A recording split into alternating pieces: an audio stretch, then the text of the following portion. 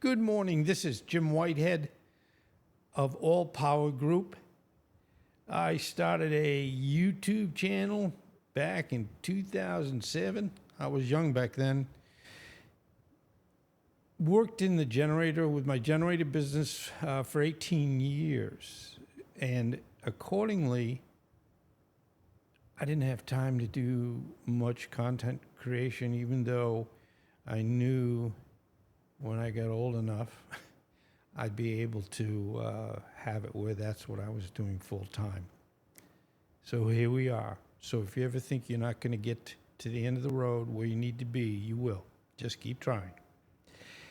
Anyways, you would expect, since I have done generator installations, repair, service, you name it, for 18 years, the first 10, 11 chapters of my new uploads will be related to generators. And this is an introduction to outline the programs that I have planned to do, and hopefully you will enjoy them.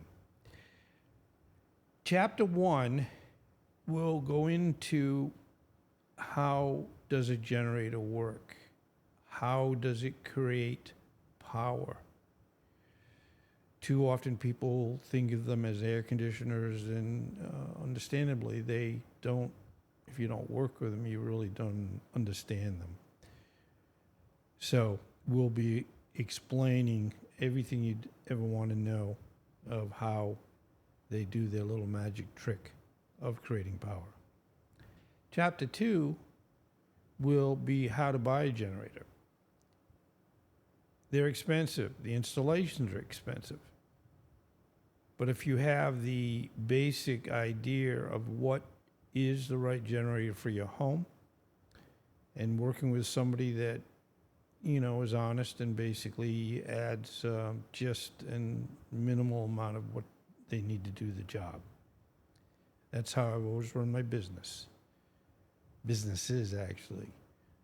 You don't overcharge. You charge what is fair. And at least that's the best you can do. Chapter 3 will be how to install a generator. Now, this isn't for where you're going to say, okay, I do it on my own. I've seen that, and people, understandably think they're saving money by doing a lot of things themselves, even if, let's say, they're an electrician or they have a knack of certain things. It really, in my opinion, is where you should have somebody that knows and installs generators for a living. Chapter 4, I'm going to show you, and this is where you're waiting for hopefully the right answer. Starting up a new generator that just was finished being installed.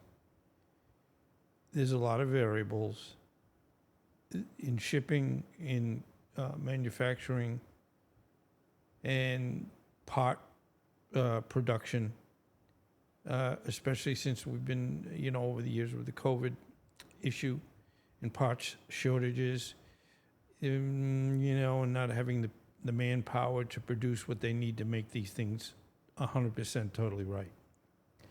So we will go into, how it's like that is the moment of truth when you go to start the generator. Chapter 5, generators only have one chance to start when you lose power. If they, like, unfortunately, cars, you turn the key, doesn't come on, doesn't start up, you turn the key back, and then you turn the key back to start it again, and you're in pretty good shape, hopefully. Generators only have one shot. If they go to start, and for some reason, and typically we call them faults, it will go into fault status, and it will not start.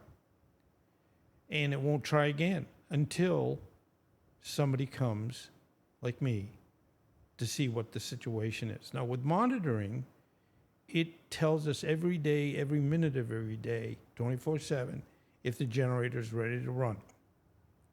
So it helps where we catch things before it's a problem, which is very good. You know, inevitably, when you have a generator problem, it's 4 o'clock in the morning and it wakes you up because you lose your electricity, you lose your air conditioning. And yes, the generator is supposed to start up within about 15 seconds, and you should get power back if everything goes the way they should in about 30 seconds. So you would say, great, generator's on, my ACs will start up, and I can go back to sleep. If they don't start, then it's going to be a rough night. The next, chapter 6, is installing the fuel that you need. We have gasoline portable generators, which I don't recommend, by the way. And some of the things I say are my opinion, and you'd probably get 20 different answers if you talk to 20 different people. But gasoline is not really the best fuel, and it's very hard to store a large amount of gas. So, and it's not safe.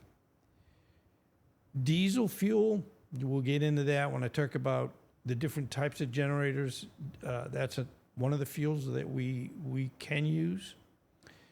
The biggest arena where the gas that probably is the best for most home standby situations are either propane or natural gas. Now, down here in South Florida, probably only about 10 to 15% of homes have natural gas. So in most cases, you're going to be needing to install a certain amount of propane either above ground or below ground.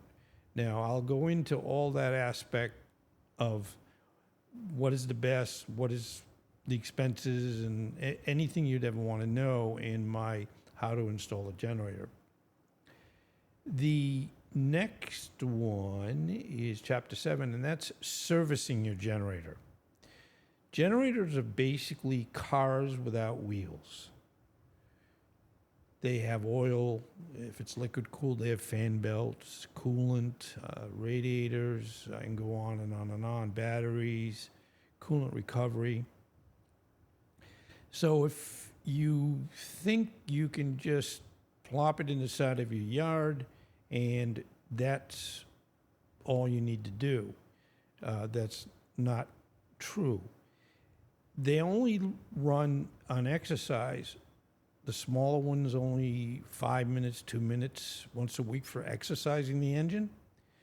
The liquid cool, they go anywhere from 27 up to, in the dealership that I've had, up to 150 kW. They exercise 12 or 20 minutes a week. And that's somewhat okay. You are running the engine, you are, making sure it's getting lubricated, et cetera, et cetera. But bottom line, they're not running very much. And it's better actually if they were running more. The problem, and people think, if you don't live in Florida, why would you have any problem with anything down here? Because it's warm and sunny. Well, it's warm. It's not always sunny. But especially from May through October, we have such a high humidity. It is so pervasive that it basically kind of starts working in a bad way right from day one, and having where it doesn't run very much really doesn't benefit. The next, chapter 8, is going to be on repair and warranties. We talk about what's a repair, what's a minimal repair, the warranty plans that you have on a generator. The typical 5-year, it's a limited warranty, and whenever you hear the word limited, that's not a good sign. It has where it will cover parts and labor for a certain amount of time. only parts for a certain amount of time, and then the fifth year is only if it's a major part, but you still don't get labor. So it really doesn't really benefit and do too much for making sure you feel comfortable with your generation time that you have the unit. The typical extended warranty that can be up to $1,000 just total is either 7 years or 10 years. The good thing about that, and I'm not a big warranty guy. When I buy a car, I don't automatically put a warranty on it because, they're acting like if you don't, the minute you drive out of here, probably the wheels are going to fall off. But the life expectancy of generators is about 10 years in Florida.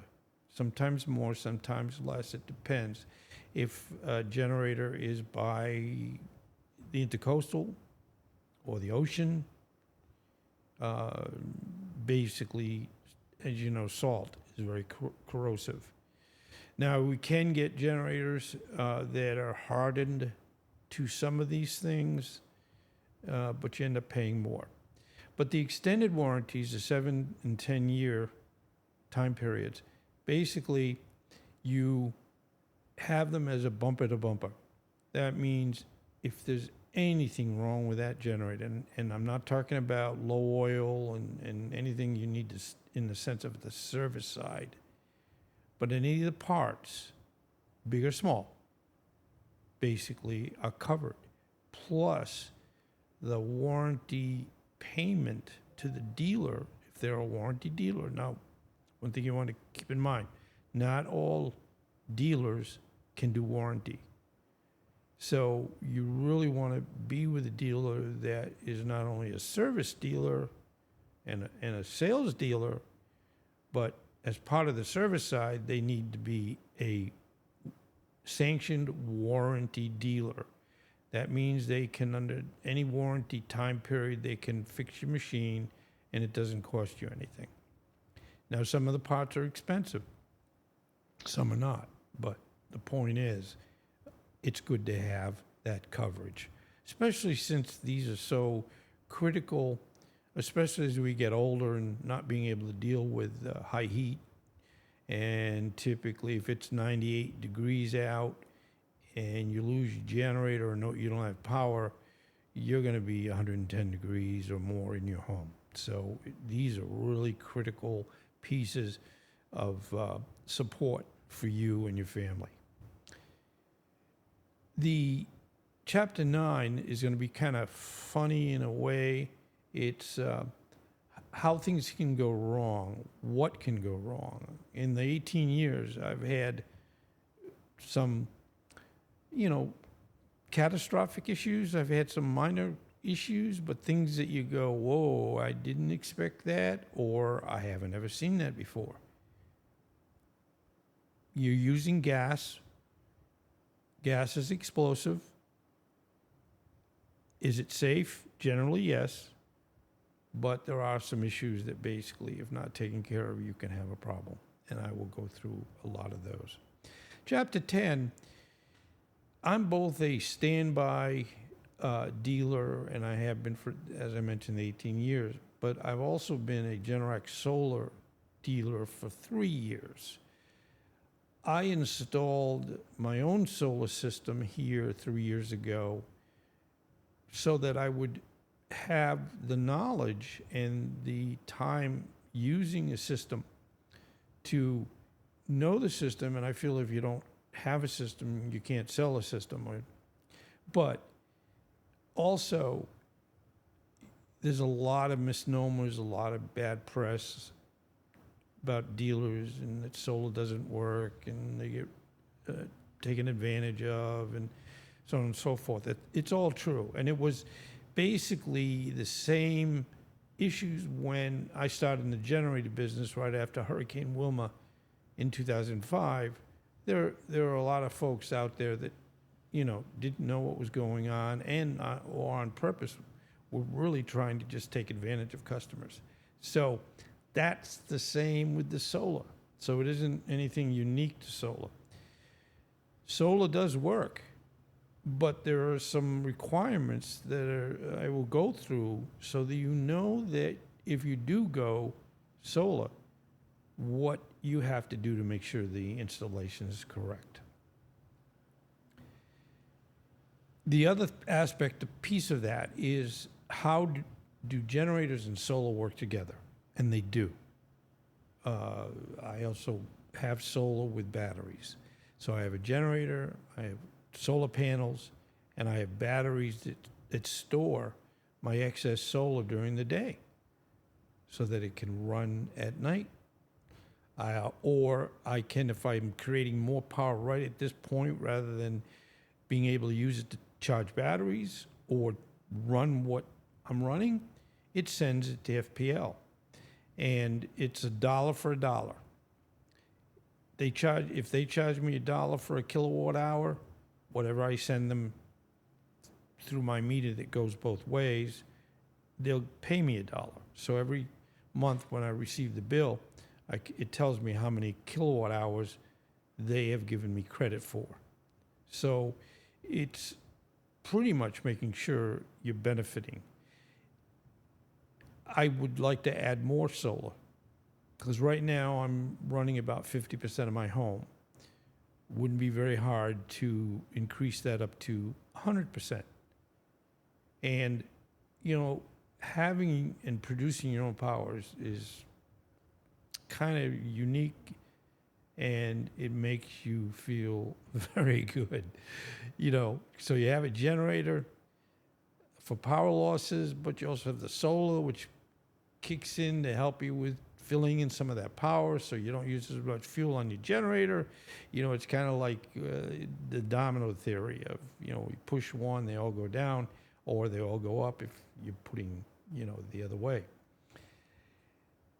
The last, or actually chapter 11, will be solar power and more in depth of how does it work.